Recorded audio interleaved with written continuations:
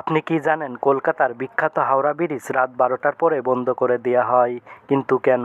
আজকের ভিডিওতে জেনে নিই। 1943 সালে নির্মিত এই হাওড়া ব্রিজ প্রকৌশলের এক বিস্ময়কর নিদর্শন। নাট বল্টু আর ওয়েল্ডিং টেকনোলজির উপর ভর করে দাঁড়িয়ে থাকা এই ব্রিজ তৈরি হয়েছে প্রায় 24,000 টন স্টিল দিয়ে। প্রতিদিন 1 লাখের বেশি গাড়ি এবং 1.5 লাখের মতো পথচারী এই ব্রিজ দিয়ে চলাচল করে। তবুও এত বছর ব্যবহারের পরেও এটি আজও অবিচল দাঁড়িয়ে আছে। রাত 12টার পরে ব্রিজটিকে নিয়মিত রক্ষণাবেক্ষণের জন্য সাময়িকভাবে বন্ধ করে দেওয়া হয়। তবে স্থানীয়দের বিশ্বাস, গভীর রাতে এই ব্রিজে কিছু রহস্যময় ঘটনা ঘটে, যার আসল সত্য আজও ধোঁয়াশায় ঢাকা। এমন আরও ভিডিও পেতে লাইক, কমেন্ট, শেয়ার, ফলো দিয়ে পাশে থাকুন। 90 দশকের বাংলাদেশের টাকাগুলো কত সুন্দর ছিল, কত চমৎকার ছিল। ছিল না কোনো নেতার ছবি, ছিল না কোনো ক্রেতার ছবি। দেশের ঐতিহ্য ও ব্যবস্থাপনার ছবি ছিল।